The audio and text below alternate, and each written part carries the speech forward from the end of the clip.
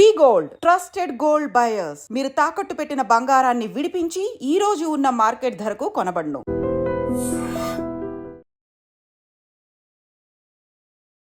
నమస్తే, welcome to iDream social spotlight with Kavitha.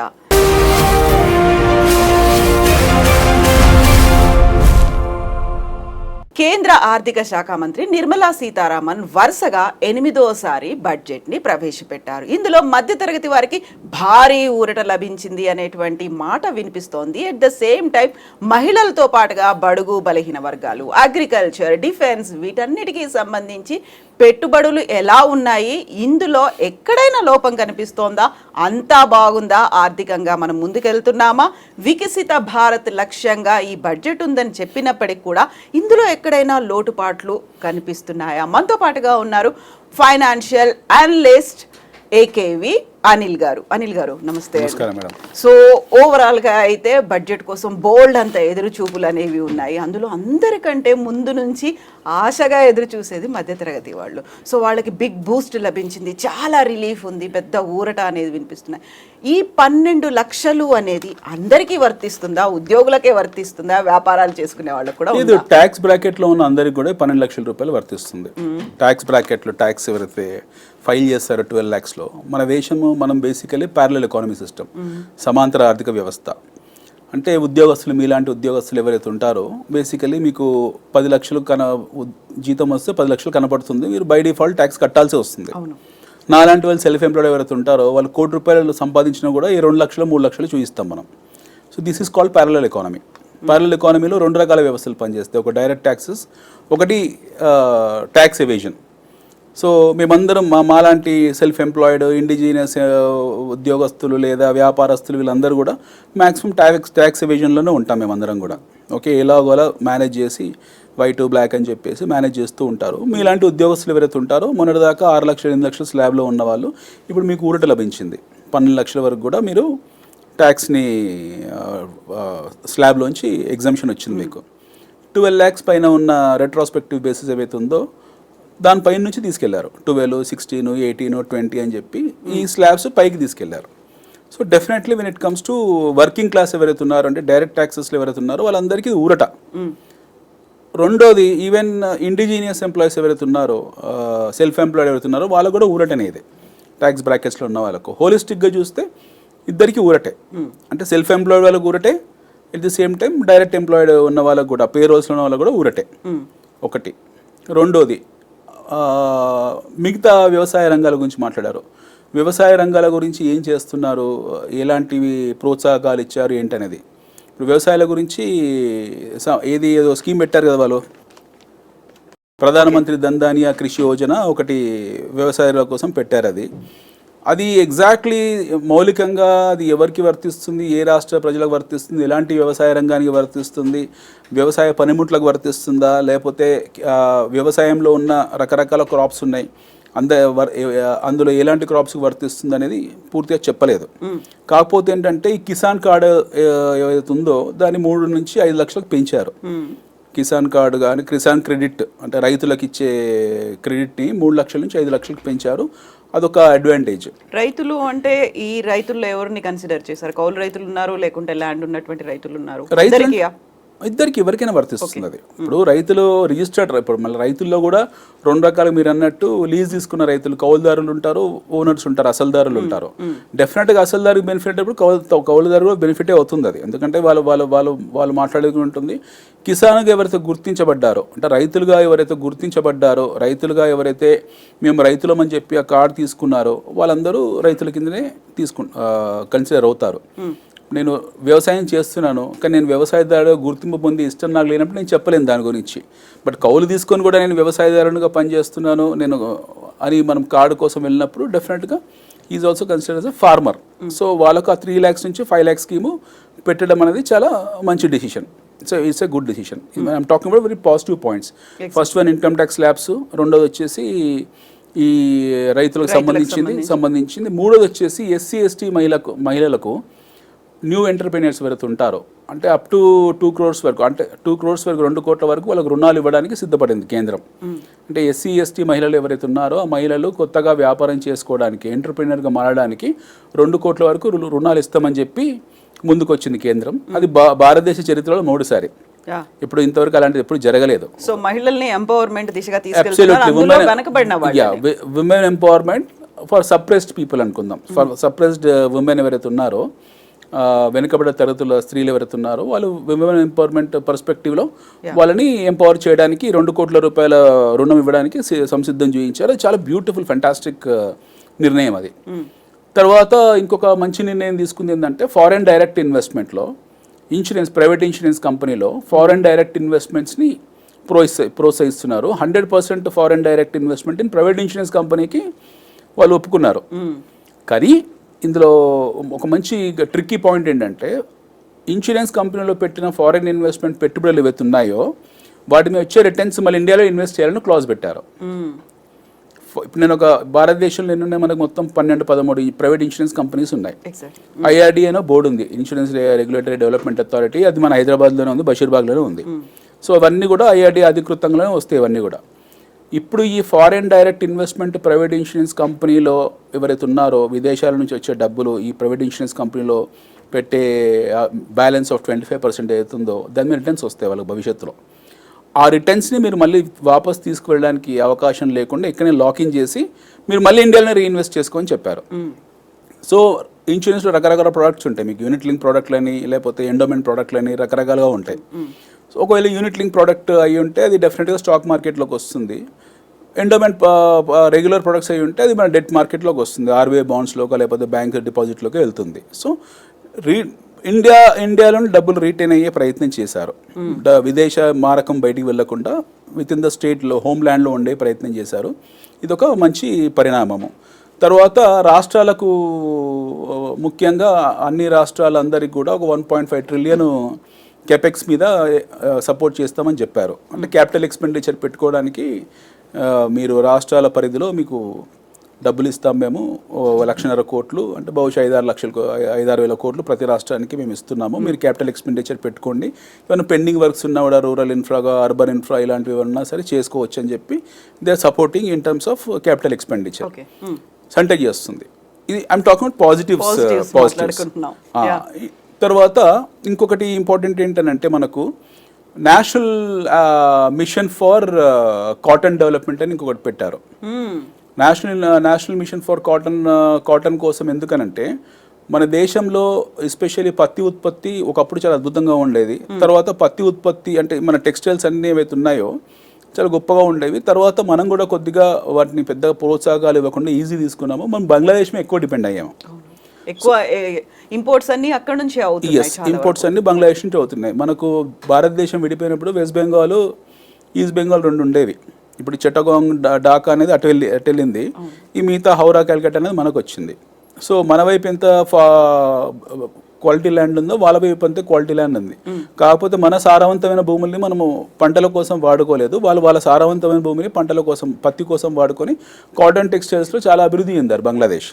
So మనకి ఈజీగా ఇంపోర్ట్ అవుతుంది. డాలర్ రూపీ మారకంలో కూడా వాళ్ళకి కంఫర్టబుల్గా ఉందని చెప్పేసి మన వాళ్ళు వెళ్ళి అక్కడ కంపెనీస్ పెట్టారు. ఎస్పెషల్లీ రేమండ్ ఇలాంటి కంపెనీస్ అక్కడ పెట్టుకున్నారు. బట్ ఇప్పుడు పరిణామాలన్నీ మారిపోయాయి. బంగ్లాదేశ్లో రాజకీయంగా మారిపోయాయి. ఇప్పుడు అక్కడ అంతర్గత పోరు జరుగుతుంది, ఫండమెంటల్ రాడికలిజం జరుగుతుంది, అక్కడ అంతర్యుద్ధాలు జరుగుతున్నాయి. సో మన ఇండస్ట్రీకి సేఫ్టీ కాదు, మన ఇంపోర్ట్స్కి సేఫ్టీ కాదు. సో ఈ ద్వైపాక్షిక సంబంధాలు ఎప్పుడు బెడిసి కొడితే తెలియదు. కాబట్టి మన కాటన్ ఇండస్ట్రీని, ఎస్పెషల్లీ టెక్స్టైల్ ఇండస్ట్రీని దృష్టిలో పెట్టుకొని కాటన్ మిషన్ ఒకటి ఏర్పరిచారు. బహుశా ఒక 3 years, 4 years, 5 years దీని విజిబుల్ రిజల్ట్స్ మనకి ఇంపాక్ట్ ఉంటుంది, చూస్తాం. ఎందుకంటే కాటన్ లాంగ్ హార్వింగ్ కాదు అది. అంటే అది మాడి చెట్లాగా ఈ రోజు పెడితే 10 ఏళ్ళకు రాదు, ఏ సంవత్సరంగా ఆ సంవత్సరంకి వస్తుంది. కాబట్టి ఇప్పుడు స్టార్ట్ చేస్తే నెక్స్ట్ ఇయర్ కు will have ample bales of cotton. So దాని మీద డిపెండెన్సీ కూడా తగ్గిపోతుంది. మనకి ఇంపోర్ట్ డిపెండెన్సీ తగ్గించుకోవడం కోసము ఇది ఒక యాక్షన్ తీసుకున్నారు. బహుశా యాక్షన్ ఎప్పుడు తీసుకోవాల్సిన 10 years బ్యాకే కాటన్ ఉత్పత్తుల మీద మనం ఒక యాక్షనబుల్ మిషన్ ఉండాల్సింది. బట్ నెవర్దలెస్ లేట్గా అయినా సరే ఒక లేటెస్ట్ డిసిషన్ తీసుకున్నారు, ఇది ఒకటి మంచిది. అయితే ఇప్పటిదాకా సిల్క్ మీద పెట్టారా ఫోకస్ అంతా? సిల్క్ మీద ఎప్పుడు ఫోకస్ పెట్టలేదు మనం సిల్క్ మీద ఎప్పుడు ఫోకస్ పెట్టలేదు.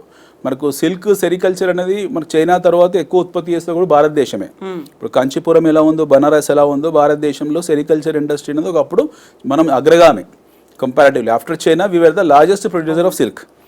మనకు సిల్క్ బోర్డు ఉంది హైదరాబాద్లో, షాద్నగర్లో సిల్క్ బోర్డు ఉంది. కాకపోతే అవన్నీ ఎక్కడో మరుగున పడిపోయాయి, వాడికి ఏమీ లేదు ఈరోజు. సిల్క్ గురించి పెద్దగా ఏం ప్రస్తావించలేదు. ఇప్పుడు వాళ్ళు టాయ్స్ గురించి ఒకటి మాట్లాడారు, national action plan for toys అని మాట్లాడారు. Instead of talking about cottage industry they were talking about toys. అంటే బహుశా చైనా నుంచి మనము దిగుమతి చేసుకుంటున్నాం చిన్న పిల్లలు ఆడే బొమ్మలు అవి ఇవి అని చెప్పి దృష్టిలో పెట్టుకొని అన్నారేమో తెలియదు. It is very amateur. Actually speaking toys అనకుండా వాళ్ళు కాటేజ్ ఇండస్ట్రీ అనో లేకపోతే ఇంకేదో చేతి వృత్తులనో అంటే బాగుండేది. అంటే మన దేశంలో చాలా వృత్తులు ఉన్నాయి, పని వృత్తులు చాలా ఉన్నాయి, ఒక బొమ్మలే కాదు కదా, మన దేశంలో ఎన్నో వృత్తి కళలు ఉన్నాయి. అన్నింటినీ దృష్టిలో పెట్టుకొని కాటేజ్ ఇండస్ట్రీ అని ఉంటే వాళ్ళు అంతకుముందు కన్నా ఎంఎస్ఎంఈ అందరికి ఎంకరేజ్మెంట్ లా ఉండేది. ఎందుకంటే వీఆర్ టాకింగ్ అబౌట్ ఎంఎస్ఎంఈ. ఈ బడ్జెట్లో మనం ఎంఎస్ఎంఈ ప్రోత్సాహకాల గురించి మాట్లాడాము. మిడ్ అండ్ స్మాల్ ఎంటర్ప్రైజెస్ని డెవలప్ చేస్తాం వాటిని అని చెప్పేసి చాలా భారీ స్థాయి బడ్జెట్లో అనౌన్స్మెంట్లు జరిగాయి, ప్రసంగాలు జరిగాయి. బట్ ఈ ఎంఎస్ఎంఈ ప్రసంగాలు ఆ స్థాయిలో జరిగినప్పుడు ఎంఎస్ఎంఈ ప్రోత్సాహకాలు ఇస్తామని చెప్పినప్పుడు దాన్ని టాయ్స్ వరకు ఎందుకు పరిమితం చేసిన విషయం నాకు కూడా అర్థం కాలేదు. టాయ్స్ అని కాకుండా పూర్తి కాటేజ్ ఇండస్ట్రీ గురించి మాట్లాడుంటే బాగుండేది. కాటేజ్ ఇండస్ట్రీలో మీకు బాణాసంచా కూడా వస్తుంది అక్కడ మన తమిళనాడులోది, మన దగ్గర కొండపల్లి బొమ్మలు కూడా వస్తాయి, నిర్మల్ పెయింటింగ్స్ కూడా వస్తాయి, మన ప్రతి చేనేత కార్మికుడు అందులో కవర్ అయిపోతాడు. ఇవన్నీ this all are part of MSME. So ఎంఎస్ఎంఈలో it need not be a building material industry అనో ఏ రెడీమిక్స్ అనో కాదు కదా, అందులో చాలా ఉంటాయి. సో చిన్న పరిశ్రమ ఏదైనా సరే ఎంఎస్ఎంఈ కింద వస్తుంది. 50 మంది 60 మంది క్యాండిల్ తయారు చేసే కూడా ఎంఎస్ఎంఈ కింద వస్తుంది, కుండలు తయారు చేయడం కూడా ఎంఎస్సీ కిందే వస్తుంది, ఓకే, కప్ సాసులు తయారు కూడా ఎంఎస్సీ కిందే వస్తుంది. కానీ బొమ్మల వరకే పరిమితం చేశారు అనేది. అంటే చైనా మార్కెట్ దెబ్బతీయాలి. చైనా ప్రతి దాంట్లో ఉంది కదండి, చైనా లేని ఎందులో చెప్పండి. మీరు పెట్టుకునే బొట్టు బిల్లలు, వేసుకునే గాజులు, మనం ఎగరేసే మాంజాలు, పతంగుల నుంచి మొదలు పెడితే మన దోమల బ్యాట్ల వరకు చైనా ప్రతి దాంట్లో. మన నిత్య జీవితంలో భారతదేశం లేకపోవచ్చు, చైనానే ఎక్కువ ఉంది. మన దైనందిన కార్యక్రమంలో from morning the moment we woke up till the time we sleep, China ఎక్కర్లేదు చెప్పండి. మన జీవితంలో అనుక్షణం చైనాను మనం వెంటాడుతూనే ఉంది. మనం ఉదయం పొద్దున్న లేచినప్పటి నుంచి మనం బ్రష్ చేసుకునే దగ్గర నుండి మొదలు పెడితే రాత్రి పడుకున్నప్పుడు పిల్లో కవర్ కూడా చైనా నుంచే వస్తుంది. మనకు రాంది ఏం చెప్పండి. మనం ప్రతి వస్తువు మన చైనాదే. మనం వాడే తాగే టంబ్లర్లు, వాటర్ బాటిళ్ళు, everything belong to China. So China ఒక బొమ్మలే కాదు, చైనా చాలా మనకు ఎగుమతి చేస్తుంది. సో ఈ ఎగుమతి చైనా నుంచి వచ్చేవైతున్నాయో వాటిని తగ్గించుకోవాలనుకుంటే తప్పకుండా మన ఎంఎస్సీ సెక్టర్ని, దాని కన్జంప్షన్ ఎక్కువ ఇండియాలో ఉంటుంది. We say that India happen to be A domestic consumption story అంటాం మనం. పొద్దున్న లేచి రాత్రి వరకు మాట్లాడే అద్భుతమైన గొప్ప గొప్ప పదప్రయోగాలు ఏంటంటే ఇండియా డొమెస్టిక్ కన్జంప్షన్ స్టోరీ. ప్రపంచంలో అత్యద్భుత ప్రగతి సాధిస్తున్న దేశము, చాలా గొప్ప అంతర్గత వినిమయం ఉన్న దేశం అని అంటుంటాం మనం. సో దాన్ని అన్నప్పుడు ఆ పదానికి సార్థకత చేయాలంటే అది బొమ్మల వరకే కాదు, దాన్ని అన్ని ఇండస్ట్రీకి పరిమితం చేయాలి. అక్కడ మనం మిస్ అయ్యాం, డిస్కనెక్ట్ వచ్చింది అక్కడ. తర్వాత ఈ స్కిల్ ప్రోగ్రామ్ ఒకటి పెట్టారు. ప్రతి బడ్జెట్లో చూడండి, స్కిల్ అనగానే అది ఐఐటికే పరిమితం అవుతుంది. ఎందుకలా తెలియదు. ఎందుకలా అంటే మనం ఎట్లయిపోయామంటే we have become a hub of creating talent and exporting the talent. మనము టాలెంట్ని సృష్టిస్తున్నాము. ఇప్పుడు మీ పిల్లలు, నా పిల్లలు, ఇంకెవరి పిల్లలైనా సరే వాళ్ళందరినీ చదివిపిస్తున్నాము.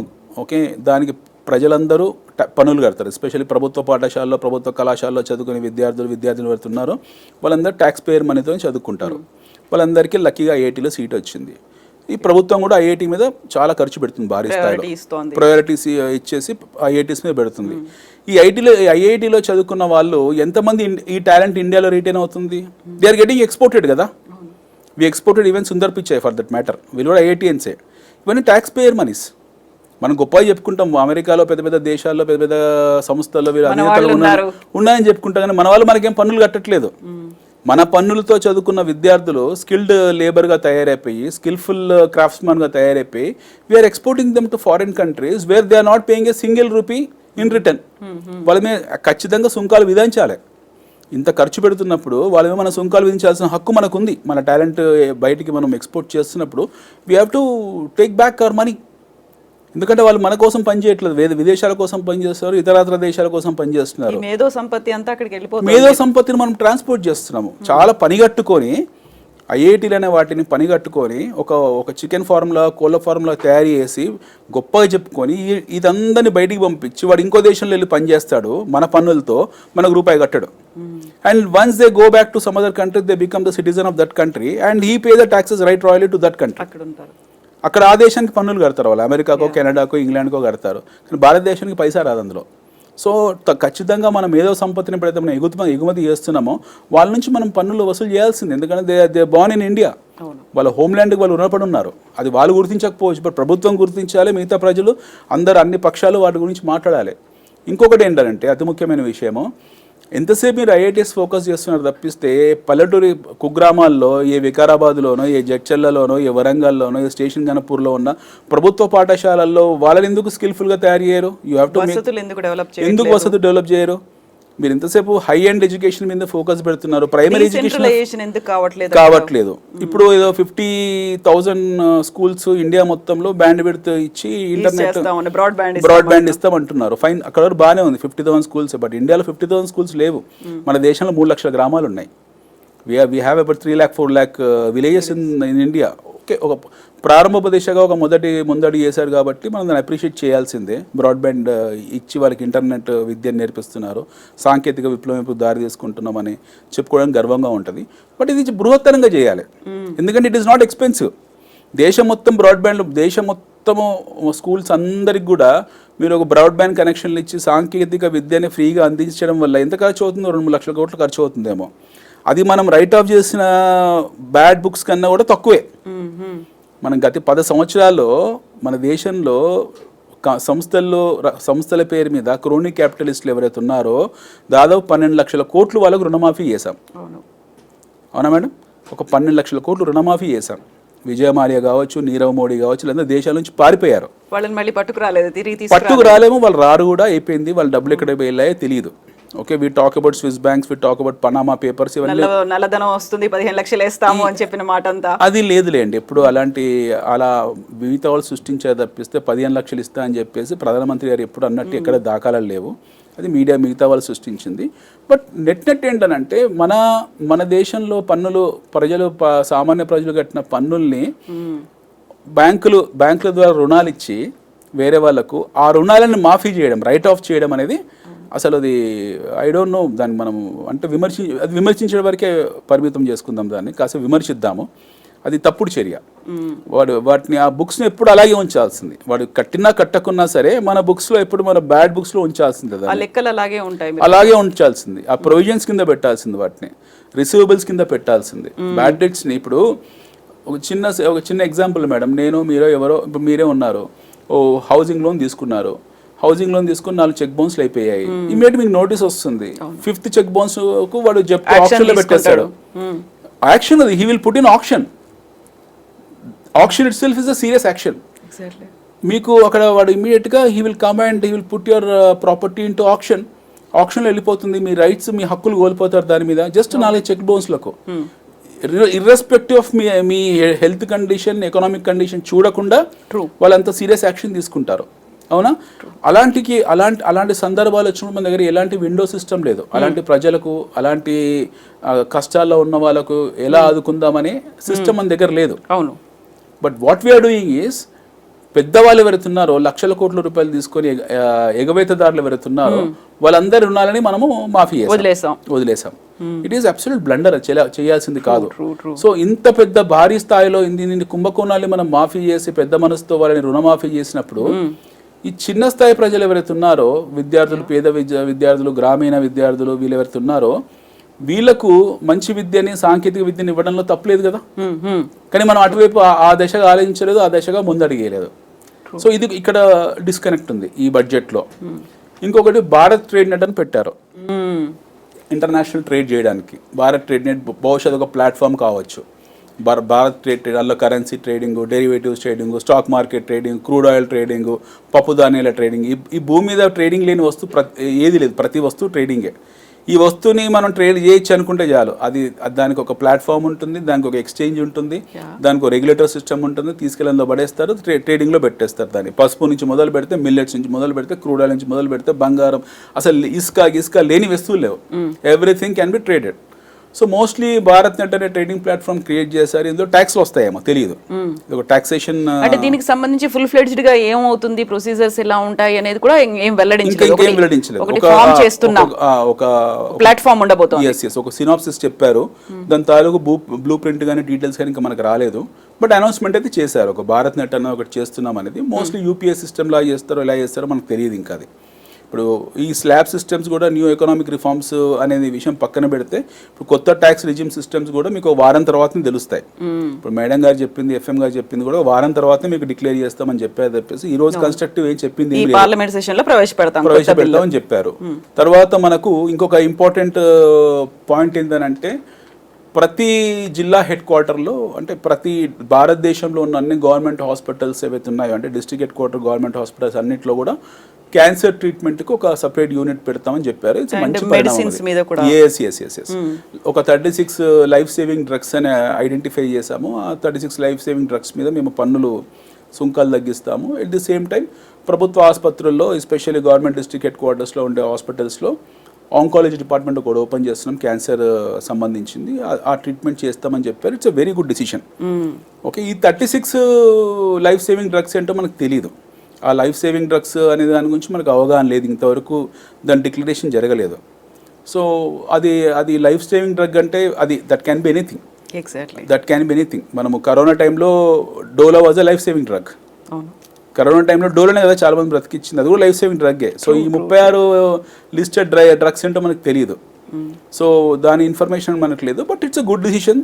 ఎగ్జాక్ట్లీ, ఎందుకంటే సర్వికల్ క్యాన్సర్ కి సంబంధించి వ్యాక్సిన్ అనేది ఫ్రీగా ఇస్తాము అన్న తర్వాత ఇది ఇంకొక ఎక్స్టెన్షన్ లాగా చూసుకోవచ్చు మనం అన్ని క్యాన్సర్స్. సర్వికల్ క్యాన్సర్ వ్యాక్సిన్ అనేది ఇప్పటికీ కాంట్రవర్సీ అండి.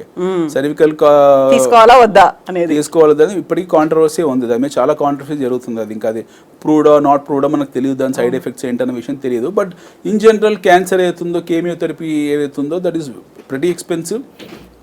చాలా పెయిన్ఫుల్లే కాదు, చాలా ఎక్స్పెన్సివ్ కూడా. సో సర్వికల్ క్యాన్సర్ విషయం కాసేపు పక్కన పెడితే క్యాన్సర్లు ఎన్నో ఉన్నాయి. Throat cancer, lung cancer, liver cancer, రకరకాల క్యాన్సర్స్ ఉన్నాయి. సో ఈ క్యాన్సర్స్ ట్రీట్మెంట్లన్నీ కూడా ఒక ప్రతి గవర్నమెంట్ హాస్పిటల్లో we are going to put oncology department అని ఒక అనౌన్స్మెంట్ చేశారు. That's fantastic. తర్వాత ఇంకొకటి మనకు మంచి పాయింట్ ఏంటంటే, హోటల్ ఇండస్ట్రీని వీళ్ళు ఇన్ఫ్రాస్ట్రక్చర్ రంగంగా గుర్తించారు. ఇంతకాలం హోటల్ ఇండస్ట్రీ అయితే ఉందో, సో కాల్డ్ హాస్పిటాలిటీ ఇండస్ట్రీ ఉందో, హాస్పిటాలిటీ ఇండస్ట్రీ టూరిజం పర్స్పెక్టివ్లో అదొక ఇండస్ట్రీ మాత్రమే, అంటే హాస్పిటల్ ఇండస్ట్రీ మాత్రమే. బట్ దానికి ఇన్ఫ్రాస్ట్రక్చర్ స్టేటస్ తీసుకొచ్చారు. అంటే భవిష్యత్తులో భారతదేశంలో టూరిజం చాలా గొప్పగా ముందుకు వెళ్ళే పరిస్థితులు కల్పించడానికి, అంటే టూరిజం ఎక్కువ కల్పించడానికి ఒక ఇంటర్లింక్ ఉంది ఇందులో. అవును, ఇక్కడ ఇంటర్లింక్ ఏంటంటే, we are also saying that foreign people who wanted to come to India and get diagnosed can come. Medical tourism arrival on visa ఇస్తామని చెప్పి ఈరోజు అనౌన్స్మెంట్ చేశారు. ఎవరైతే ట్రీట్మెంట్కి రావాలనుకుంటున్నారో వారు మీరు most welcome to India, you get treated properly in our Indian hospitals అని చెప్పారు.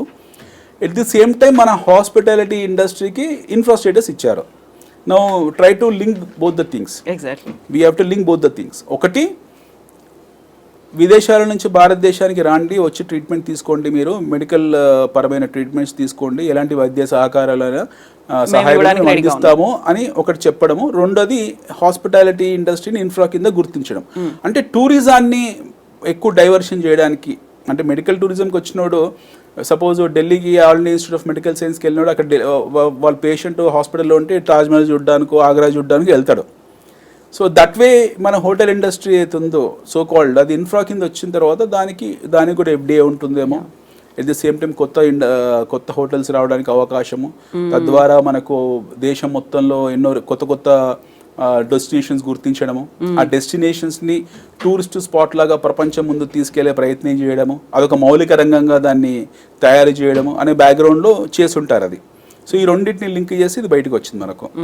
తర్వాత deep techno fund of funds అని ఒకటి మాట్లాడారు.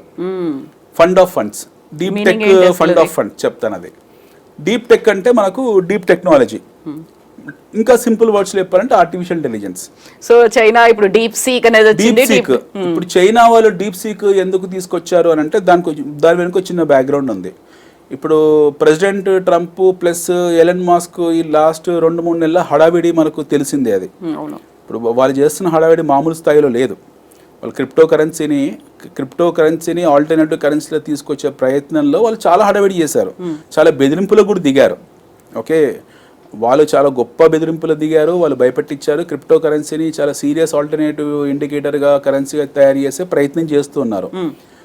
ఆ ప్రయత్నంలో భాగంగానే వాళ్ళు చైనా మీద సుంకాలు కూడా విధించారు, చైనా ప్రొడక్ట్స్ మీద. ఎందుకంటే China is 100% dependent on America. China just produce but consumption is done in US. So వీళ్ళు తయారు చేసిన ఉత్పత్తులు ఏవైతే ఉన్నాయో ఆ ఉత్పత్తులు అమెరికాకు ఎగుమతిగా వెళ్తే వాటి మీద సుంకాలు విధించి ట్యాక్సులు లాభపడుతున్నారు. సో మా మీద మీరు డిపెండ్ అని చైనా అనడము, మేము లేకపోతే మేము బ్రతకలేరని చెప్పి అమెరికా అనడము. ఈ మధ్యలో కోల్డ్ వార్ జరుగుతుంది. వాళ్ళు క్రిప్టోని ఆల్టర్నేటివ్ తీసుకొచ్చారు. చాలా surprising fact, even Elina mask president Trump గారి భార్య పేరు మీద క్రిప్టో రాబోతుందట. అంటే క్రిప్టో కరెన్సీని ఏ స్థాయి తీసుకొచ్చారంటే మనకు ఒక విచ్చలవిడిగా తయారైపోయింది అది. దానికి చైనా వాళ్ళు ఏం చేశారు కౌంటర్గా, మా దగ్గర ఇంకొక మెజర్ ఉంది చాట్ జీపీటీ లాంటిది, we have something called as DeepSeek, which is not expensive and that can be used in any kind of platform అని చెప్పి వాళ్ళు ఓవర్ నైట్ వాళ్ళు రిలీజ్ చేశారు. ఆ దెబ్బకు ప్రపంచ మార్కెట్లన్నీ అతలాకుతం అయిపోయాయి. తర్వాత డీప్ సీక్ అనేది అంత పెద్దది ఏం కాదు, దానికి భయపడాల్సిన అవసరం లేదని చెప్పి అమెరికన్ ఐటీ కంపెనీస్ అంటున్నారు. బట్ నిజానికి మనకు తెలియదు, we don't know. But one thing is that China is going to counter very seriously to American threats. America బెదిరింపులకు చైనా ఖచ్చితంగా కౌంటర్ ఇస్తుంది. అది ఇంటలెక్చువల్ కౌంటర్ అయి ఉంటుంది in terms of technological counter. So ఇలాంటివి జరుగుతున్నప్పుడు మనం ఎక్కడున్నాం యాజ్ ఎ ఇండియా, మన దేశం మనం ఎక్కడున్నాం? ఇప్పుడు ప్రపంచంలో మనం కూడా బయోలేటరల్ రిలేషన్షిప్స్లో, ఆర్మీ రెజిమెంట్స్లో, లేదా మన సైన్యపరంగా మన సాంకేతిక విప్లవం ఒకే రోజు 106 రాకెట్లు ఇస్రో పంపించిందని మనం చాలా గొప్పగా చెప్పుకుంటున్నాం. 100 క్లబ్లో చేరిన తర్వాత ఇవన్నీ మాట్లాడుతున్నాం. బట్ ఇన్ రియాలిటీ మనది ఏదైనా ప్లాట్ఫామ్ ఉందా? ఇప్పుడు చిన్న టిక్టాక్ ఉంది, అలాంటిది కూడా మనకు సొంతంగా తయారు చేసిన ప్లాట్ఫామ్ లేదు. ఇందాక అదే బ్రెయిన్ డ్రైన్ ఎందుకు అవుతుందని అంటే మన ఇంటలెక్చువల్స్ అందరూ ఐఐటీస్ మనం తయారు చేసి ఎక్కడికి పంపిస్తే వాడు అక్కడ తయారు చేస్తుంది తప్పిస్తే మన దగ్గర ఎవరు లేరు అలాంటిది. సో ఇప్పుడు కొద్దిగా రియలైజ్ అయ్యారు. దేశీయంగా తయారైన కూ లాంటిది కూడా మళ్ళీ మధ్యలో ఆగిపోయింది. అది మన దగ్గర ఏమీ లేవు. దేశీయంగా ఏం తయారై చెప్పండి, మన దగ్గర దేశీయంగా ఏం తయారైన ఏమీ లేవు. సో దేశీయంగా తయారైన వస్తువులు మనకి ఉన్నాయి. ఇప్పుడు తేజస్ విమానాలు ఉన్నాయి. తేజస్ విమానాలు బాడీ వరకు తయారు చేసాము, కానీ దాని ఇంజన్ తయారు చేసేది అమెరికా. వాడు మనకు ఇంజన్ ఇవ్వట్లేదు. America is not giving engines to Tejas. So మనకు అది ఆ తేజస్ ఏదైతే ఉందో మనకు సైడ్లో పడింది. మనం బ్రహ్మోస్ తయారు చేసాము, మనము రకరకాల మిసైల్స్, బ్యాలిస్టిక్ మిసైల్స్ తయారు చేసాము దేశీయంగా. With the help of Russia we have done it. Russia సాయంతో మనం చేసాము. బట్ ఇండిజీనియస్గా ఇండిపెండెంట్గా మనం తయారు చేసి ఐటీ రంగంలో మనం ఉత్పత్తులు చేసామా, సాంకేతిక విప్లవం తీసుకొచ్చామా, ప్రపంచాన్ని భయపెట్టించగలమా అనేది ఏమీ లేదు మనది. మనము యూపీఐ ఇలాంటి చిన్న చేసుకున్నాము. ఇప్పుడు డీప్ సీక్ అనేది రియల్లీ డీప్ ఇంపాక్ట్ ఇవ్వగలిగే ఒక ప్లాట్ఫామ్. సో ఇలాంటి కౌంటర్ మెజర్స్ మనకు కూడా తీసుకోవాల్సిన సమయం వచ్చిందని చెప్పి మన వాళ్ళు ఏం చేశారు, deep tech fund of funds కూడా తయారు చేశారు. డీప్ టెక్నాలజీ, ఆర్టిఫిషియల్ ఇంటెలిజెన్స్లో ఫండ్ ఆఫ్ ఫండ్స్ అని ఒకటి పెట్టుకోండి మీరు. ఓకే, అంటే అన్ని ఫండ్స్ని తీసుకొచ్చి ఒక ఫండ్ కింద పెట్టి మీరు డీప్ టెక్నాలజీకి మేము సపోర్ట్ చేస్తాము అని చెప్పేసి now they put the first baby step. మొదటి అది చేసే స్టెప్ తీసుకున్నారు, ఒక అడుగు ముందుకు వేశారు. తర్వాత ఎలా ఉంటుందో మనకు తెలియదు. ఇది ఇప్పుడు వీటికి అన్నిటికీ మానిటోరియం విధించాలి బేసికల్లీ. ఏదన్నా ఒక డిసిషన్ తీసుకున్న తర్వాత ఒక ప్రణాళికబద్ధంగా దానికి 5 ఏళ్లకో 6 ఏళ్లకో మానిటోరియం పెట్టి 5 ఏళ్ల వరకు దీని మీద ఇలా పనిచేస్తాము, 10 ఏళ్ల వరకు దీని మీద ఇలా పనిచేస్తాము. ఒకప్పుడు మన దగ్గర పంచవర్ష ప్రణాళికలు ఉండేవి. అలా ఆ స్థాయిలో ఏదన్నా ప్రోగ్రామ్ పెడితే ఇవన్నీ మీరు అన్నట్టు గొప్ప ప్రగతిని సాధిస్తాయి. లేదు ఈ బడ్జెట్లో మాట్లాడేది పక్కన పెట్టి మళ్ళీ నెక్స్ట్ బడ్జెట్లో కొత్తది మాట్లాడితే ఇవన్నీ ఎటో పోతుంటాయి. తర్వాత మళ్ళీ ఇంకొక ఇంపార్టెంట్ పాయింట్ వాళ్ళు మాట్లాడింది మారిటైమ్ ఫండ్ అని చెప్పారు. మారిటైమ్ ఫండ్ అని అంటే కోస్ట్ గార్డ్స్ ఎవరైతే ఉన్నారో కోస్టల్ రీజన్లో ఎవరైతే మన భద్రత సంబంధించింది, కోస్టల్ రీజన్ భద్రత అంటే కోస్తా భద్రతకు ఒక 25,000 కోట్లు 25,000 crores ఒక ఫండ్ రిలీజ్ చేశారు. కోస్టల్ రీజన్ లో మనకు 25,000 crores ఫండ్ ని సపరేట్ గా ఎందుకు పెట్టాల్సి వచ్చింది? పెట్టారు. ఎందుకు పెట్టారంటే పోర్ట్స్ ని, తర్వాత at the same time Coast guards వాళ్ళకు ఒక ఫండ్ ఏర్పరిచారు. అంటే ముఖ్యంగా పోర్ట్స్ ని కాపాడడం కోసము.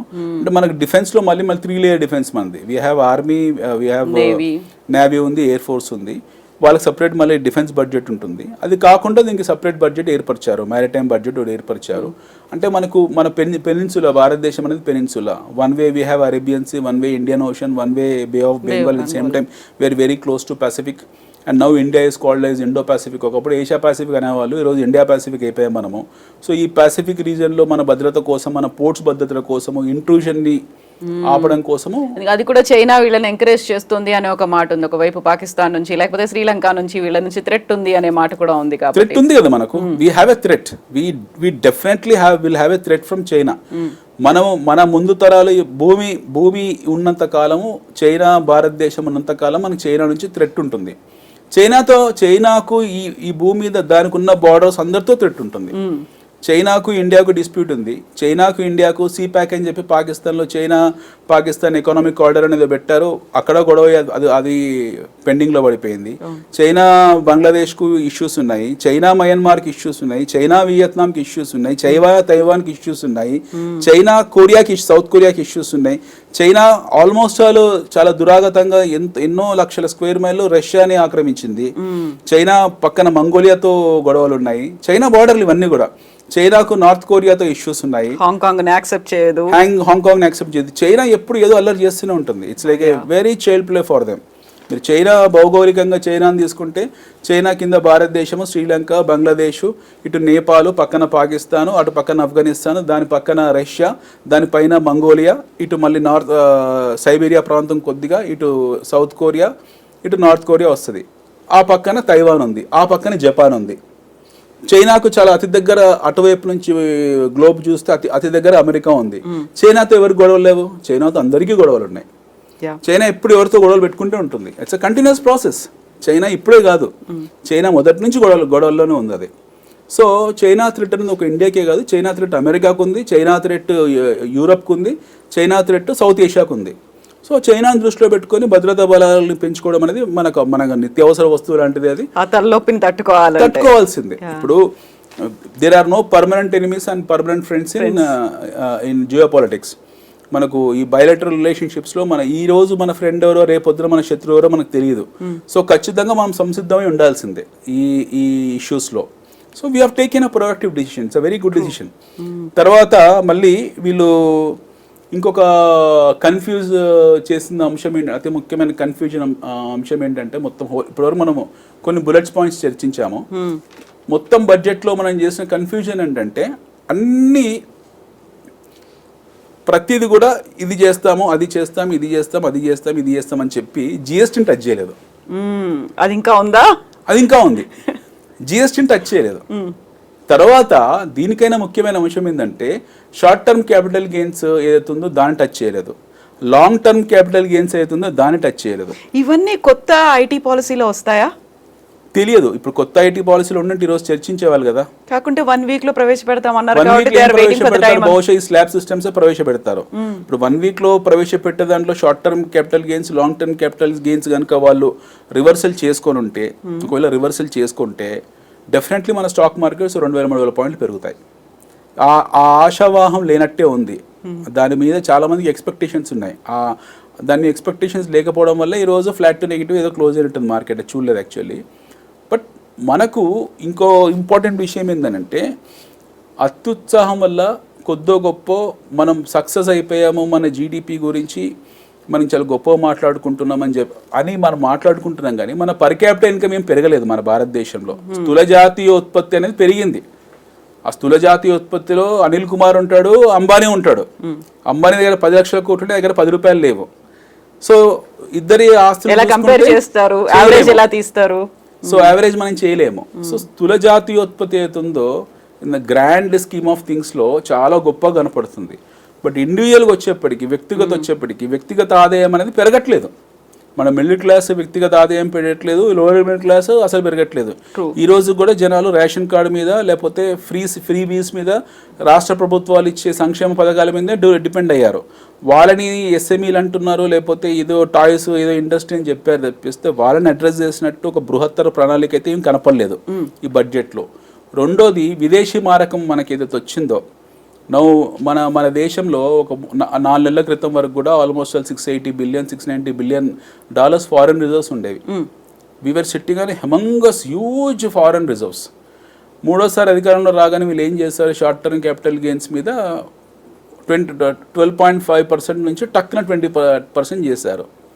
ఈలోగా ట్రంప్ అమెరికాలో అధ్యక్షుడు అవుతున్నాడు, అక్కడ వాళ్ళు మేక్ ఇన్ ఇండియా మీద ఎక్కువ మేక్ ఇన్ అమెరికా మీద ఎక్కువ ఫోకస్ పెడతారు, బాండ్ డీల్స్ మీద ఎక్కువ రాబడి ఉంటుంది చెప్పి మన దేశంలో ఉన్న విదేశీ మారకం అవుతుందో, విదేశీ సంస్థాగత ఇన్వెస్టర్స్ పెట్టుబడిదారులు పెడుతున్నారో వాళ్ళందరూ డబ్బులు తీసుకుని మొదలు పెట్టారు. గత 4 నెలలుగా దాదాపు మనం $30 బిలియన్ $40 బిలియన్ కూలిపోయాము. ఎప్పుడైతే వాళ్ళ అమ్మకాలు మొదలు పెట్టారో అది రూపీ పడుకుంటూ వెళ్ళింది. ఆ కన్వర్షన్ రేషియోలో వాళ్ళు డాలర్లు అమ్ముతారు కాబట్టి వాళ్ళ బెనిఫిట్లో డాలర్లు అమ్మేసుకుని వెళ్ళిపోతున్నారు. ఇది ఎందువల్ల జరిగింది?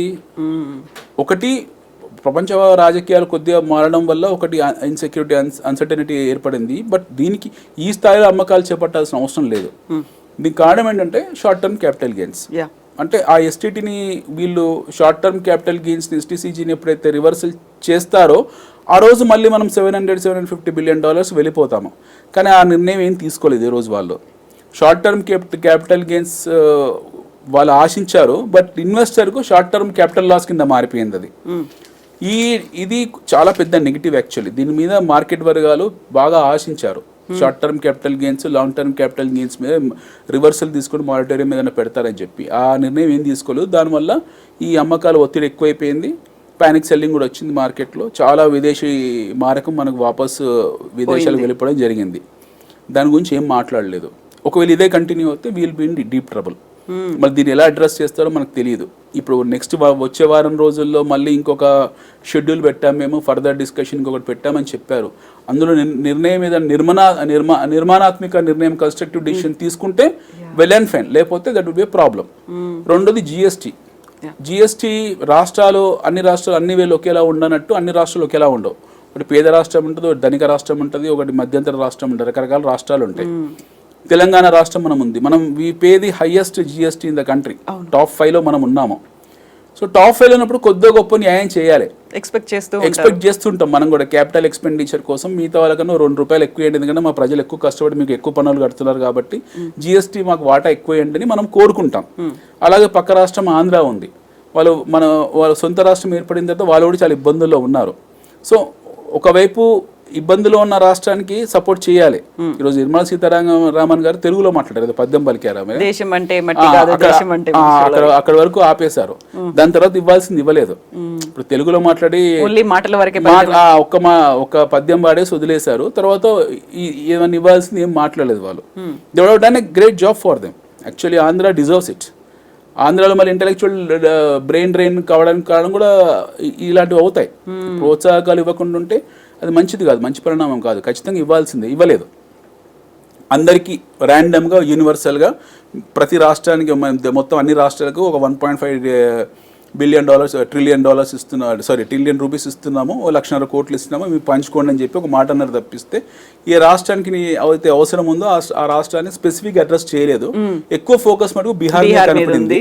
బీహార్ మీద గ్రీన్ ఫీల్డ్స్, ఆ స్ట్రెచ్ ఈ స్ట్రెచ్ అని కనపడింది. బహుశా వస్తున్న ఎలక్షన్స్ దృష్టిలో పెట్టుకొని చేశారో లేకపోతే ఇంకే భద్రతా కారణాల దృష్టి చేశారో తెలియదు. But the focus was more on Bihar. అది చాలా స్పష్టంగా తెలిసింది. అంటే ఒక పొలిటికల్ బడ్జెట్ లాగా రిలీజ్ చేశారు, ఒక రాజకీయ బడ్జెట్ని బీహార్ని చూశారు. బట్ ఇక్కడ అన్యాయమని నేను కాకపోతే అభివృద్ధి చెందుతున్న రాష్ట్రాలు ఏవైతున్నాయో, ఇంకా ఎక్కువ కాంట్రిబ్యూట్ చేయగలిగే రాష్ట్రాలు, తెలంగాణ కానీ ఆంధ్ర కానివ్వండి, ఇవి దేశానికి ఎక్కువ కాంట్రిబ్యూట్ చేయగలుగుతాయి.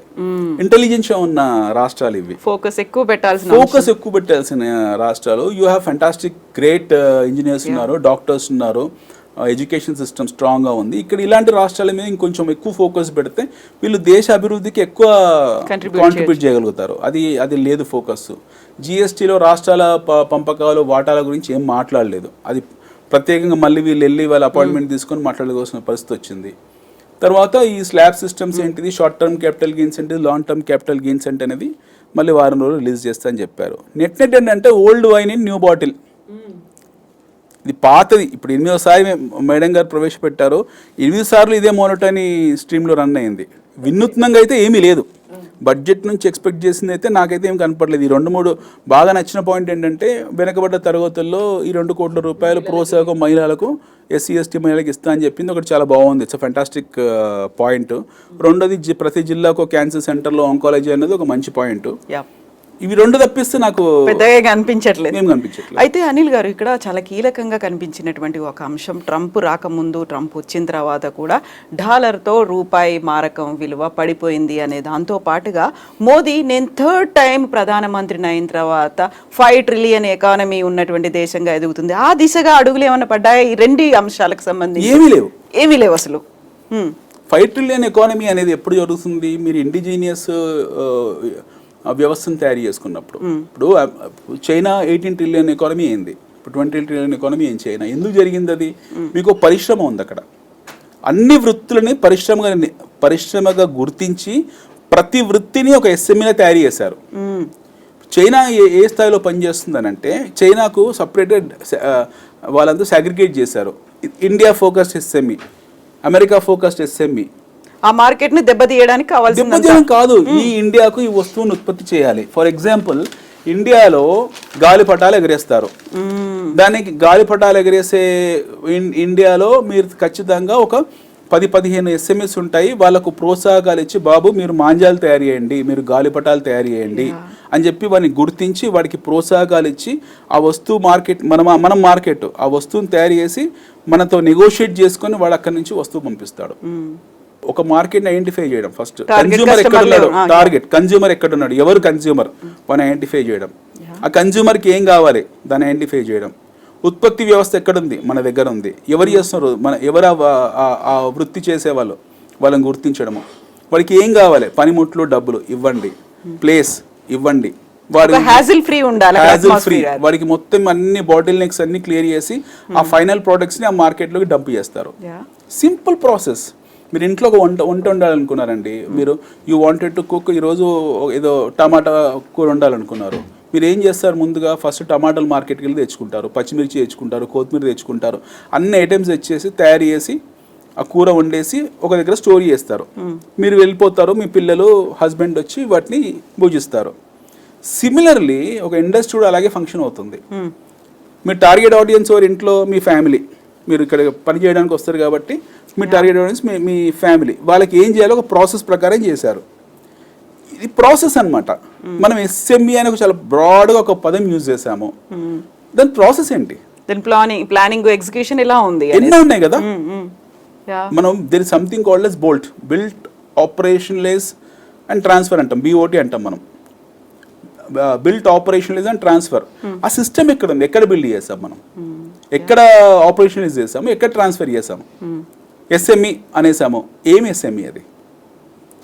ఇప్పుడు భారతదేశంలో ఎలాగా వినియోగదారులు ఉన్నారో చైనాలో కూడా వినియోగదారులు ఉన్నారు.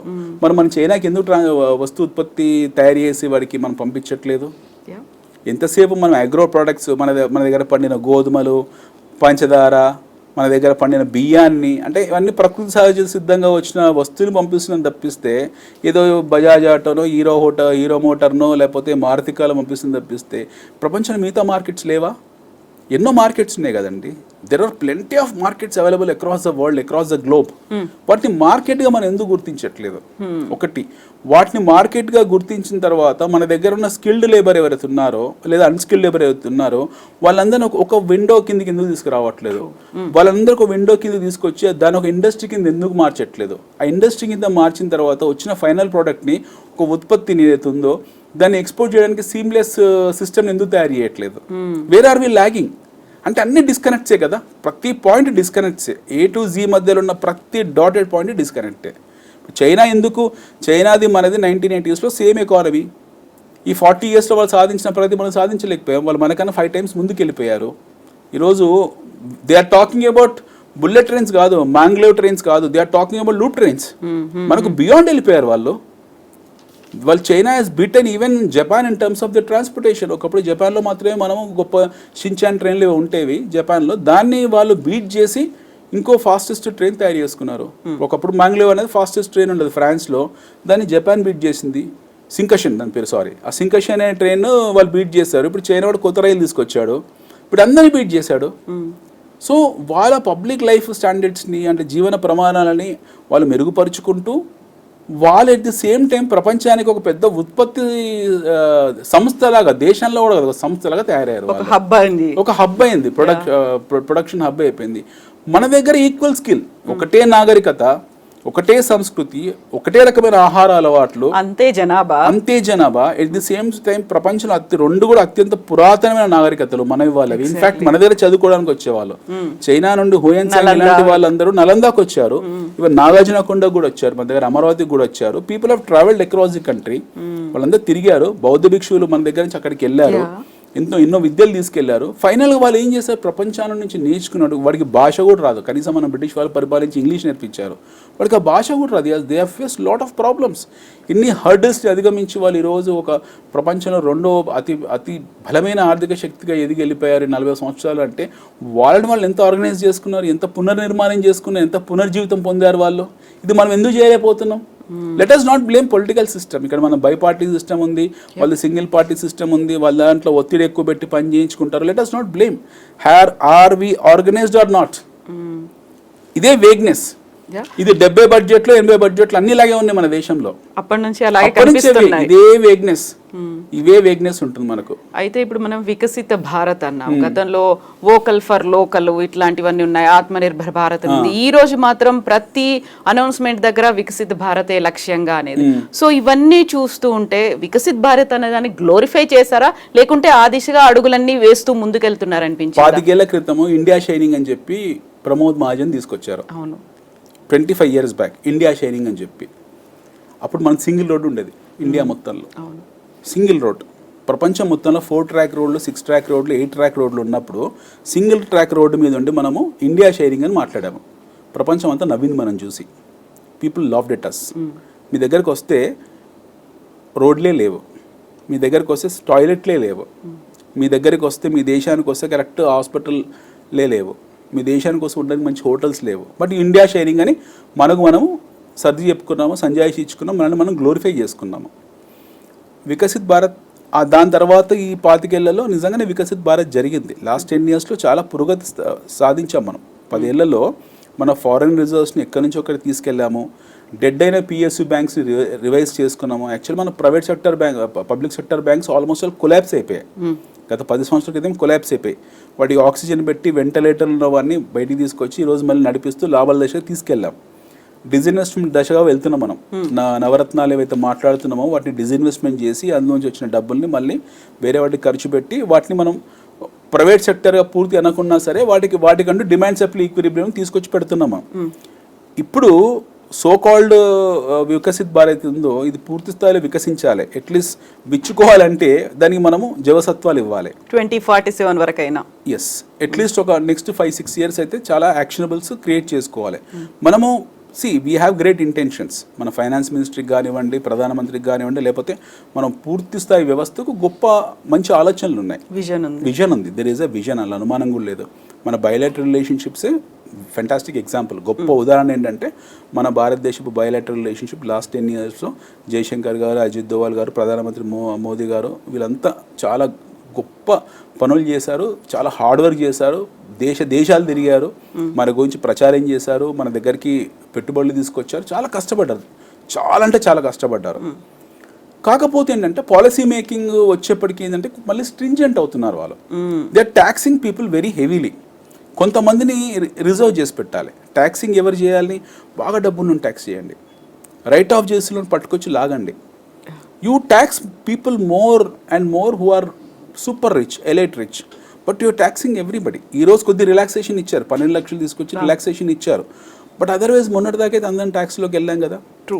At the same time parallel ఎకానమీలో, సమాంతర ఆర్థిక వ్యవస్థలో పన్నులు కట్టని వాళ్ళు ఉన్నారు, అధికులు, డబ్బులున్న వాళ్ళు ఉన్నారు. మీకు హైదరాబాద్లో ఇదే జూబ్లీస్లో, ఇదే బంజారా హిల్స్లో, ఇదే బేగం బజార్లో, ఇదే సుల్తాన్ బజార్లో వ్యాపారాలు చేసుకుంటూ వేల కోట్ల రూపాయల టర్న్ ఓవర్ చేసేవాళ్ళు మీకన్నా తక్కువ ట్యాక్సులు కడతారు. మీరు కవిత గారు ఉన్నారు, మీకు శాలరీ వస్తుంది, కవిత గారి శాలరీ ఎంత సంగతి మీ పాన్ కార్డు కొడితే దేశంలో ఏ చివరిలో ఉన్నోడికైనా తెలుస్తుంది. బట్ ఏ ఉస్మాన్గంజ్లోనో బేగం బజార్లోనో ఎవడో వ్యాపారం చేసేవాడికి ఏ ఇన్ఫర్మేషన్ ఉండదు, డిస్క్లోజ్ అవ్వవు. ఇది ఆర్థిక మన ప్యారలల్ ఎకానమీ అంటారు దీన్ని. ఓకే, ఈ ప్యారలల్ ఎకానమీని మీరు ఫస్ట్ దాన్ని గుర్తించాలి. డిమానిటైజేషన్ చేసినప్పుడు ఎంత స్ట్రింజెంట్గా ఉన్నామో, అంటే మనము నోట్ల రద్దు చేసిన తర్వాత ఎంత స్ట్రింజెంట్గా ఉన్నామో, ఈ సమాంతర ఆర్థిక వ్యవస్థ ఏతుందో దీన్ని గుర్తించడానికి కూడా అంత స్ట్రింజెంట్గా ఉండాల్సిన అవసరం ఉంది. ఇప్పుడు 12 lakhs స్లాబ్ అనేది గుడ్, కంటితుడుపు చర్య ఏం కాదు, మంచి చర్య అది. But at the same time పన్నులు కట్టని వాళ్ళు ఎవరుతున్నారో వాళ్ళని గుర్తించండి. ఎందుకు వదిలేస్తున్నారు, వాటి గురించి మీరు ఎందుకు ఫోకస్ చేయట్లేదు అనేది మౌలికమైన ప్రశ్న. రెండోది, మనం అనుకున్న ఈ విద్యా వ్యవస్థ ఏతుందో అది ఐఐటి వారికి ఎందుకు పరిమితి ఏం చేస్తారు, జేఎన్టీని ఎందుకు చేయరు, మిగతా ఇంజనీరింగ్ కాలేజ్ ఎందుకు చేయరు, ప్రైవేట్ విద్యా సంస్థలు ఎందుకు చేయరు, పల్లెటూరులో ఉన్న ఇంజనీరింగ్ కాలేజ్ ఎందుకు చేయరు, అది ఎంతవరకు సబబది, ఎంతవరకు న్యాయం అది. సో ఇదొకటి. సో ఇలాంటివి కొన్ని డిస్కనెక్ట్స్ ఉన్నాయి. బట్ హోలిస్టిక్ ఏంటంటే నెట్ ఇది మళ్ళీ పాత మోడల్ ఆఫ్ ఎకనామిక్సే. నేను మార్క్స్ ఎన్ని అని నేను అడగను, average, above average, below average. మన రెగ్యులర్ ఇండియన్స్ అండి, ఇప్పుడు నేను రెగ్యులర్ ఇండియన్, మీ రెగ్యులర్ ఇండియన్, మన ఇంట్లో వేసుకున్న బడ్జెట్ ఇది అంతే.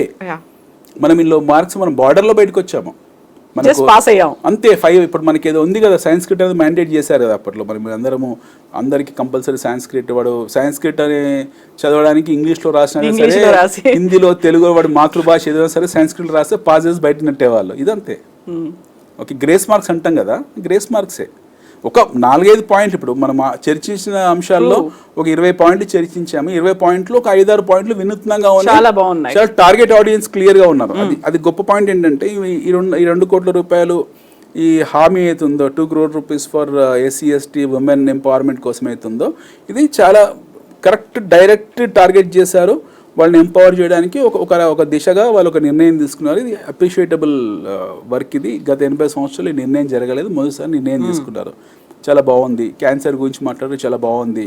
హోటల్స్ని ఇన్ఫ్రా గురించి అన్నారు, చాలా బాగుంది. మ్యారిటైమ్ టైం పెంచడం కోసం 25,000 కోట్లు ఇచ్చారు, బాగుంది. Arrival on visa for hospital tourism అన్నారు, చెప్పారు, అది చాలా బాగుంది. ఇలాంటి కొన్ని చర్యలు తీసుకున్నారు. ఇవన్నీ చర్యలు, యాక్షన్స్. ఓకే, ఇవన్నీ చట్టాలను కూడా చర్యలు అందాం. ఇవన్నీ చర్యలు చాలా బాగున్నాయి. ఇన్ఫ్రాస్ట్రక్చర్స్ హోటల్స్కి ఇవ్వడం కూడా చాలా బాగుంది. 12 లక్షల రూపాయల స్లాబ్ కూడా చాలా బాగుంది. బట్ చేయాల్సింది ఇంకా చాలా ఉన్నాయి. మళ్ళీ దానికి వారం రోజులు పెండింగ్ పెట్టి మళ్ళీ వారం తర్వాత వచ్చి చర్చించడం, మళ్ళీ డిస్కషన్లో ప్రజలు మర్చిపోతారు. ప్రతిపక్షాలు మాత్రమే గుర్తుంచుకుంటారు. ప్రతిపక్షాల్లో కూడా సగం మందికి అర్థమవుతుంది, సగం మందికి అర్థం కాదు, సగం మంది చెప్పిన వినదు, కానీ మెజారిటీ లేదు కాబట్టి ప్రజల తరఫున మాట్లాడే పెద్దగా ఏముండరు. ప్రభుత్వం కూడా ఇప్పుడు అధికార ప్రభుత్వం ఎవరైతే ఉన్నారో వాళ్ళు ప్రజల గురించి ఆలోచిస్తారు, ప్రజలకు నిర్మాణాత్మకమైన నిర్ణయాలు తీసుకుంటారు. డెఫినెట్గా they have taken decision on behalf of people only. But ఇంకొన్ని ఉన్నాయి, ఇంకా చేయాల్సినవి చాలా ఉన్నాయి. బహుశా అవి ఎలా చేస్తారనేది మనకు తెలియదు. ఇప్పుడు ఎవ్రీ క్వార్టర్లీ రివ్యూ ఉంటుంది. ఇప్పుడు నీతి ఆయోగ్ ఉంది మనకు, ఒకప్పుడు ఎకనామిక్ అఫైర్స్ ఉండేది, ఇప్పుడంతా నీతి ఆయోగ్ కింద వచ్చింది. ఈ నీతి ఆయోగ్ వాళ్ళు ప్రతి సంవత్సరానికి ఒకసారో 3 నెలలకు ఒకసారో బైలేటరలో లేకపోతే క్వార్టర్లీనో ఎప్పుడో ఒకసారి బై మంత్లో క్వార్టర్లీ ఏదో ఒక వాళ్ళు కూర్చొని రివ్యూ చేసి డిసిషన్ తీసుకొని చెప్తారు. సో ఇవన్నీ ఏదో ఏమంటారు వాటిని ఒక రెగ్యులర్ రివ్యూస్ కాకుండా కన్స్ట్రక్టివ్ రివ్యూస్ కింద తీసుకొని అందులో యాక్షనబుల్స్ని ఇంప్లిమెంట్ చేస్తే, ఎగ్జిక్యూట్ చేస్తే మనం అనుకున్నట్టు బాగుంటుంది. బట్ నెట్ బడ్జెట్ మీరే చెప్పాలి. ఇంకా మీరు ఏమంటారు, as a common women being a హౌస్ వైఫ్గా, యాజ్ అ బీయింగ్ ఎంప్లాయీగా మీరు చెప్పాలి. ఇంకోటి ఏంటంటే మన దేశంలో బడ్జెట్ ఎవరు పట్టించుకోరండి. ఇప్పుడు ఈ బడ్జెట్ దేనికి ధరలు పెరిగినాయి, దేనికి తగ్గినాయి, ఇన్ఫ్లేషన్, మళ్ళీ ధరల్లో ఇన్ఫ్లేషన్ ఇంకొక సబ్జెక్టు, అదంటే ద్రవ్యోద్బలం సంబంధించిన సబ్జెక్టు. ద్రవ్యోద్బలం ఎందుకు పెరుగుతుంది అంటే మన అగ్రో ప్రోడక్ట్స్ ఉత్పత్తి జరగట్లేదు. ఎప్పుడైతే అగ్రో ప్రోడక్ట్స్ సరైన ఉత్పత్తి, సప్లై డిమాండ్ ఎప్పుడైతే కరెక్ట్గా ఉండదో, అంటే డిమాండ్ తగ్గట్టు సప్లై ఉండదో, ఆటోమేటిక్గా మీకు ధరలు పెరుగుతాయి కనిపిస్తుంది. అది మళ్ళీ ఎస్ఎంఈ కింద చేశారు. రైతుల గురించి మాట్లాడారు కదా అందులో. సో మీరు ధరలు తగ్గాలి అంటే ఉత్పత్తి పెంచాలి. ఉత్పత్తి పెంచాలంటే ఉత్పత్తి వ్యవస్థ ఇన్పుట్ సబ్సిడీలు ఇవ్వడమో లేకపోతే ఇన్పుట్ మెకానిజం పెంచడం లాంటివి చేయాలి. సో దాని గురించి కూడా చర్చ ఏం లేదు నార్మల్లీ. సో ప్రజలు చూసేది ఈరోజు ఉల్లిపాయ ధర 100 ఉందా 10 ఉందా మాత్రమే చూస్తారు, కందిపప్పు 150 ఉందా 100 ఉందా మాత్రమే చూస్తారు, వంట నూనెలు ఎట్లున్నాయి అనేది అంతే. ఇవన్నీ మైక్రో ఎకనామిక్ సంబంధించినవి. డే టు డే యాక్టివిటీలో నాకు అవే అవసరం అవుతాయి కాబట్టి నేను అదే అది చూస్తాను. అది అడ్రస్ చేయాలంటే చాలా అది పెద్ద కష్టమైన పని ఏం కాదు. దానికోసం ఇంత పెద్ద చర్చించాల్సిన అవసరం లేదు. సింపుల్ టార్గెట్, మీరు ఉత్పత్తి వ్యవస్థను పెంచండి, వ్యవసాయాన్ని పెంచండి. అగ్రేరియన్ ఎకానమీ కాబట్టి వ్యవసాయానికి జనాలు ఎందుకు దూరం అవుతున్నారు, వాళ్ళకు ఏం సబ్సిడీలు ఇవ్వాలి, ఏం పనిముట్లు ఇవ్వాలి, ఎక్కడ ఏ వ్యవసాయం చేస్తే బాగుంటుంది. వాడు వరి పండించే దగ్గర గోధుమ పండిస్తున్నాడు, గోధుమ పండించే దగ్గర వరి పండిస్తున్నాడు, చాలా కన్ఫ్యూజ్ అవుతున్నారు. కమర్షియల్ క్రాప్స్ ప్రపంచవ్యాప్తంగా డిమాండ్ ఉంది, మన దేశంలో డిమాండ్ ఉంది. మనం ఈ రోజు కూడా ఏవి యాపిల్స్ని లేకపోతే ఈ ఆరెంజెస్ని దిగుమతి చేసుకుంటున్నాము. అంత గత్యంతరం మనకు లేదు. మన దగ్గర సారవంతమైన భూములు ఉన్నాయి, వాటిని ప్రోత్సాహకాలు ఇవ్వండి. వాటికి ఉత్పత్తి చేయడానికి చదువుకున్న విద్యార్థులు యువతున్నారు. వ్యవసాయం ఏం నామోషి కాదు. వాటికి ప్రోత్సాహకాలు ఇచ్చి ఎంకరేజ్ చేసి ఒక విండో సిస్టమ్ పెడితే వచ్చి జనాలు వ్యవసాయం చేసుకుంటారు, లాభసాటిలోకి వెళ్తారు. దాన్ని చూసి 10 మంది వస్తారు. అసలు అది ఒక నామోషిలా తయారు చేసిన తర్వాత ఎక్కడి నుంచి అవుతాయి ఉత్పత్తులు? డెఫినెట్గా మీకు ఇన్ఫ్లేషన్ పెరిగే ఉంటుంది. ద్రవ్యోద్బలం పెరగడానికి కారణమే ఇది. ద్రవ్యోద్బలం మన భారతదేశంలో మాత్రమే ఎందుకు ఉంది, మిగతా దేశాలు ఎందుకు తక్కువ ఉంది అభివృద్ధి చెందిన దేశాలు అంటే మన వ్యవసాయం అంత ఇంపార్టెంట్ రంగంగా చూడట్లేదు. People are going far away from. కాకుంటే ఈ రోజు ఒక 4 ఇంజన్స్ అని అనౌన్స్ చేశారు. వెరీ ఫస్ట్ ఇంజన్ అగ్రికల్చర్ అనేది అన్నారు కదా. సో అక్కడ కొంచెం అడుగు ముందుకేస్తున్నారు, ఒక పాజిటివ్ స్టెప్ లాగా అనిపించిందా? అన్నారు, అనడం వరకు బాగానే ఉంది. అన్న తర్వాత ఏం చేశారు, ఆ కిసాన్ ఏదైతుందో కార్డు 3 లక్షల నుంచి 5 లక్షలు పెంచారు. అది కాదు కదండి. Decision has to be very constructive. మనం ఒక అమ్మాయికి మన ఇంట్లో అమ్మాయికి పెళ్లి చేస్తున్నాము. ఫస్ట్ మనం చేసే పని ఏంటి, అబ్బాయిని వెతుకుతాము. ఫస్ట్ అన్నిటికంటే ముందు మనం అమ్మాయి కన్సెంట్ తీసుకుంటాం. ఏ అమ్మ నువ్వు పెళ్ళికి సంసిద్ధంగా ఉన్నావా లేవా, నువ్వు పెళ్లి చేసుకుంటావా లేవా, ఒకవేళ నువ్వు పెళ్లి చేసుకుంటే నీ చాయిస్ ఆఫ్ అబ్బాయి ఎవరున్నారా, ఓకే నీ చాయిస్ ఆఫ్ అబ్బాయి అంటే ఇది జనరల్గా కొంచెం మంచి భావజాలం ఉన్న వాళ్ళు చేసేది. లేదా సాధారణ తండ్రి ఏం చేస్తాడు, అమ్మాయి నేను పెళ్లి చేస్తున్నా, సంబంధాలు చూస్తున్నావు, రెడీగా ఉండు, నువ్వు అలంకరించు, అంతే, సాయంత్రం పిల్లవాడు చూడడానికి వస్తున్నా అంటాడు.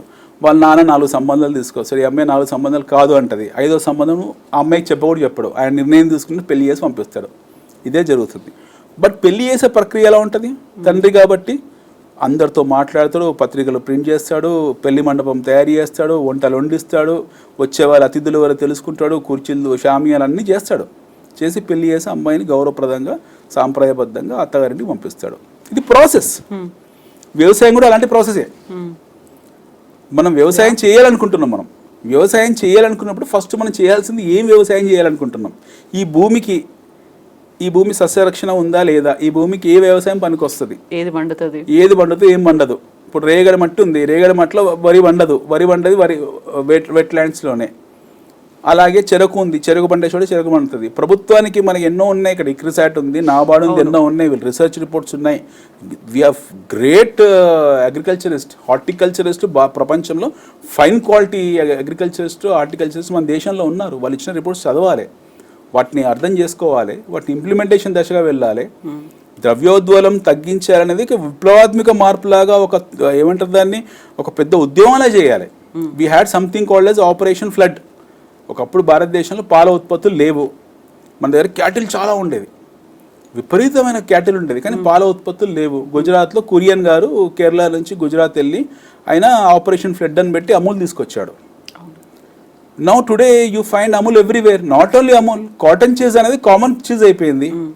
మనకు పాల ఉత్పత్తి అనేది ఎంతో ఉంది, దాన్ని ఒక ఉద్యమంలో తీసుకున్నారు కదా, వైట్ రెవల్యూషన్, ఆపరేషన్ ఫ్లడ్ అంటారు. ఒక విప్లవంగా తీసుకున్నారు, ఒక ఉద్యమంగా తీసుకున్నారు, చాలా గొప్ప స్థాయిలో తీసుకెళ్లారు దాన్ని. ఈరోజు యూ ఫైండ్ ఎవ్రీవేర్.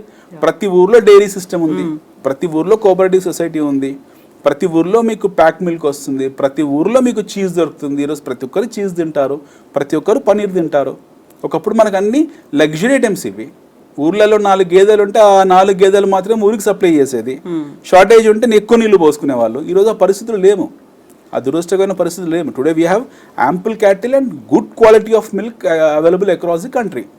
సిమిలర్లీ మీరు అగ్రికల్చర్ని కూడా అదే స్థాయిలో, అదే ఒక విప్లవాత్మకంగా ఒక పెద్ద ఉద్యమ స్థాయిలో తీసుకెళ్తే ఎందుకు జరగదండి? మీ ఇన్ఫ్లేషన్ ఎందుకు డౌన్ కాదు? ఖచ్చితంగా అవుతుంది కదా. Will come down. ఇప్పుడు లేటెస్ట్ ఉద్యమం జరుగుతుంది డ్రాగన్ ఫ్రూట్. ప్రతి రైతు డ్రాగన్ ఫ్రూట్ పండిస్తున్నాడు. 10 ఏళ్ల క్రితం డ్రాగన్ ఫ్రూట్ ని సూపర్ మార్కెట్ లో మనం చూసినప్పుడు 300-400 ఉండేది. చాలా రబ్బర్ బాల్ లాగా, టెన్నిస్ బాల్ లాగా, ఒక ఎగ్జాటిక్ ఫ్రూట్ లాగా కనిపించేది. మనం తినే సీతాఫలం అనేది అసలు ఎవరు తింటారు లేదంటే లైట్ తీసుకునేవాళ్ళం. ఈరోజు సీతాఫలం ఎగ్జాటిక్ అయిపోయింది, డ్రాగన్ ఫ్రూట్ లోకల్ ఫ్రూట్ అయిపోయింది. సిమిలర్లీ అంటే రైతులందరూ కలిసి దాన్ని లాభసాటి వ్యాపారం అనుకున్నారు, వ్యవసాయం అనుకున్నారు, అందులో దూరారు. They are making money. Now everybody is involved into that. అలాగే మన నిత్యావసర వస్తువులు ఏవైతే ఉన్నాయో ధరలు తగ్గాలంటే వాటిని మనం తిరుగుబాటులాగా, ఒక పెద్ద విప్లవంలాగా అందులో దూరాలే, దాన్ని ఒక ఉద్యమంలా తీసుకెళ్తే మీకు ఇన్ఫ్లేషన్, ద్రవ్యోద్బలం ఆటోమేటిక్గా తగ్గుతుంది.